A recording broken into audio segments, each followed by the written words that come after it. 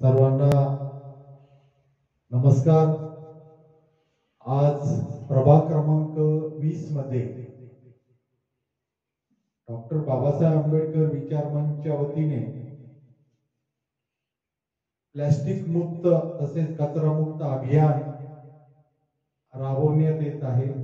त्या निमित्ताने आज प्रमुख उपस्थिती व या प्लास्टिक मुक्तीवर काम करणारे माझे मित्र मिलिंदजी पगारे या ठिकाणी उपस्थित आहे।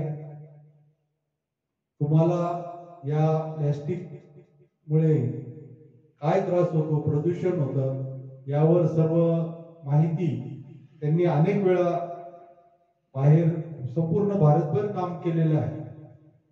त्या निमित्ताने मी आज त्यांना या लेक्चरसाठी थोडक्यात माहिती देण्यासाठी बोलवलं आहे। मी त्यांना आमंत्रित करतो। या सर। धन्यवाद सर। भारतभर 8 राज्यांमधून प्लास्टिक प्रदूषण या विषयावर मार्गदर्शन आजवर मी करत आलेलो आहे आणि आज या ठिकाणी डॉक्टर बाबासाहेब आंबेडकर विचार मंचच्या वतीनं मला जी संधी मिळाली त्याबद्दल मी आपला ऋणी आहे। प्लास्टिक प्रदूषण हा आजच्या घडीला अतिशय गंभीर असा सामाजिक प्रश्न आहे। हा केवळ आपल्या परिसरापुरता, आपल्या आपल्या देशापुरताच मर्यादित नाही, तर हा प्रश्न, ही समस्या ही संपूर्ण जगभरात आहे। गेल्या शतकाच्या मध्यावर प्लास्टिक हे प्रचंड प्रमाणात वापरायला सुरुवात झालेली होती आणि त्यामध्ये फार मोठा वाटा हा कॅरी बॅगचा होता। कॅरी बॅग सोबत इतर अनेक प्लास्टिकच्या वस्तू वापरात आल्याच्या नंतर त्या फेकून दिल्या जात होत्या आणि या प्लास्टिक कचऱ्याचे प्रचंड ढिगारे त्या काळात वाढत गेले। प्लास्टिक कचऱ्याचे ढिगारे जे काही वाढले त्याच्यामुळे काय काय नुकसान होतं हे आपल्याला या ठिकाणी या फलकावरती काही प्रमाणात दिसू शकेल। आपल्याला जे दृश्य नुकसान समोर दिसणारं जे नुकसान आहे त्याच्या पलीकडे न दिसणारं असं खूप सारं नुकसान या प्लास्टिकमुळे होत असतं। आपण जशी भाजीमध्ये तेल, मीठ, मिरची, मसाला टाकतो त्याचप्रमाणे प्लास्टिकचे विशिष्ट गुणधर्म मिळवण्यासाठी त्यामध्ये विशिष्ट प्रकारची रसायनं मिसळली जातात। आज आपल्याला माहीतच असेल की बिडी, काडी, तंबाखू, सिगारेट सेवन न करणारी व्यक्ती सुद्धा कर्करोगाला बळी पडते। तर या पाठीमागे कुठेतरी अशा प्रकारच्या रसायनांचा प्रभाव आहे, ही गोष्ट वेळोवेळी सिद्ध झालेली आहे। आज आपल्या घरामध्ये नळावाटे जे पाणी येतं त्या पाण्यामध्ये प्लास्टिकचे कण आढळलेले आहेत। गर्भाची जी नाळ असते त्या नाळेमध्ये सुद्धा सूक्ष्म प्लास्टिकचे कण आढळलेले आहेत। दक्षिण आणि उत्तर ध्रुवावर 1 लिटर पाण्यामध्ये 13 लाख सूक्ष्म प्लास्टिकचे कण आढळून आलेले आहेत आणि हा अभ्यास हा सतत चालू असतो। आपल्याला थोडक्यात लक्षात येईल की प्लास्टिक प्रदूषणामुळे आपण किती व्यापलेलो आहे आणि आपलं किती प्रचंड नुकसान होत आहे। आपल्या फलकामध्ये समोरच्याच आपल्याला दिसेल की जमिनीवरचे प्राणी असतील, पाण्यामधले प्राणी असतील किंवा हवेतले प्राणी असतील, हे सगळे या प्लास्टिक प्रदूषणाने त्रस्त आहेत आणि खूप सारे लाखो जीव हे प्राणाला मुक्त आहेत। या प्लास्टिक प्रदूषणामुळे आपण जे काही नुकसान होत आहे ते कमी कसं करता येईल, हळूहळू टप्प्याटप्प्याने ते करणार आहोत आणि याच्यासाठी आपल्याकडे काही उपाययोजना आहेत। आता आपण उपाययोजनांकडे वळूया।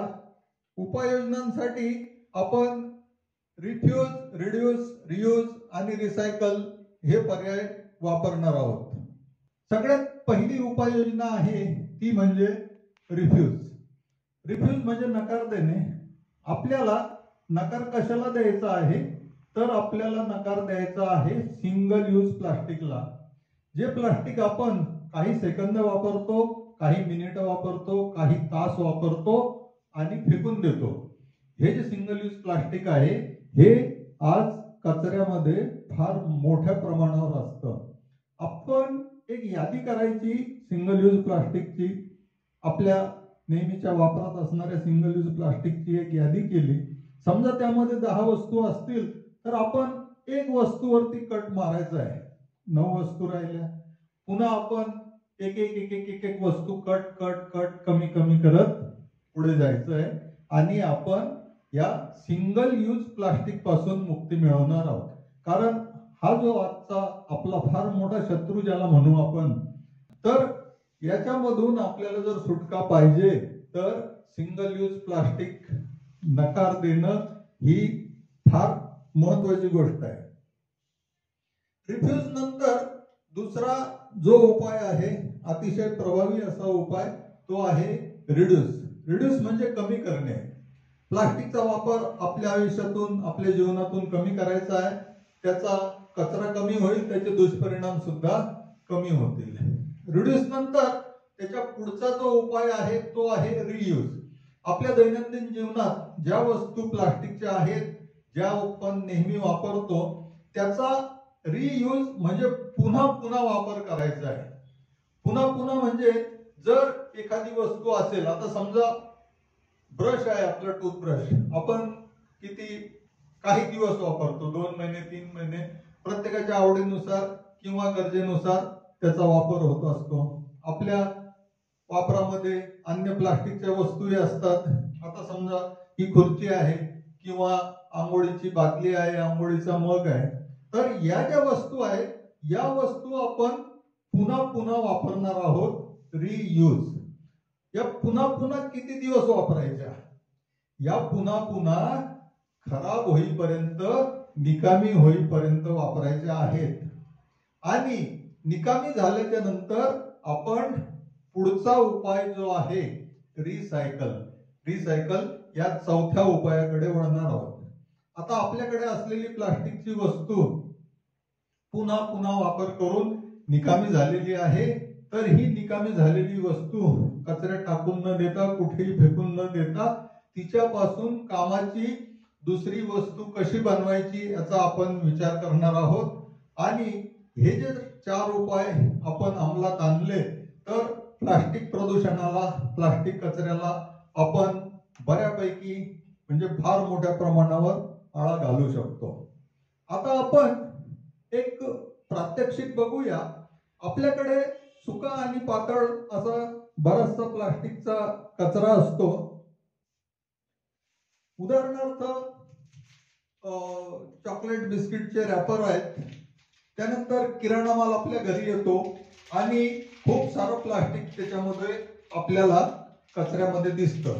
तर हा जो सुका आणि पातळ प्लास्टिकचा कचरा आहे हा आपण कुठेही टाकून न देता सांभाळून ठेवायचा आहे.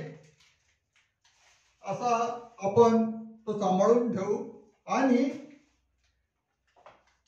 त्याचं योग्य नियोजन करण्यासाठी आपल्याकडे अशा सारख्या आकाराच्या 7 प्लास्टिकच्या बाटल्या आपण घेणार आहोत. या बाटल्यांची झाकणं जी आहेत ती आपण या लाकडावरती नटबोल्ट लावून घट्ट केलेली आहे. आता आपल्याकडे सुका आणि पातळ जो प्लास्टिकचा कचरा आहे तो या 7 सारख्या आकाराच्या प्लास्टिकच्या बाटल्यांमध्ये आपण दाबून दाबून भरणार आहोत. अतिशय सोप्या पद्धतीने आणि कमीत कमी वेळेत, कमीत कमी श्रमात आपण आपला प्लास्टिकचा कचरा या बाटलीमध्ये दाबून भरू शकतो. कचरा भरून झाल्यावर आपल्याला ही बाटली या झाकणावर अशी घट्ट करायची आहे. याच प्रकारे आपण 7ही बाटल्या घट्ट करून घेऊ. थोड्या वेळापूर्वी आपल्याकडे प्लास्टिकचा कचरा होता, रिकाम्या प्लास्टिकच्या बाटल्या होत्या. आणि अतिशय कमीत कमी वेळेत आणि कमीत कमी श्रमात आपण आपल्या सुक्या आणि पातळ प्लास्टिक कचऱ्याचं अगदी योग्य नियोजन करून एक कामाची वस्तू बनवलेली आहे. ही अतिशय कामाची अशी वस्तू आहे. खूप साऱ्या शाळांमध्ये मी घेऊन जातो आणि या स्टूलवरती 90 किलो वजनाची व्यक्ती सुद्धा बसलेली आहे. त्याच्यामुळे मजबूतीचा काही विषयच नाही आणि या बाटल्यांमध्ये आपण जितकं दाबून दाबून भरू प्लास्टिक तितकं बसणार आहे. थोडक्यात प्लास्टिक प्रदूषण कमी कसं करावं याबद्दल माहिती देण्याचा आजचा हा प्रयत्न होता. इथून पुढे आपण भेटत राहू आणि प्लास्टिक प्रदूषण या विषयावरती संवाद साधत राहू. आज या ठिकाणी मला 2 शब्द बोलण्याची संधी मिळाली त्याबद्दल मी आपला ऋणी आहे. नमस्कार.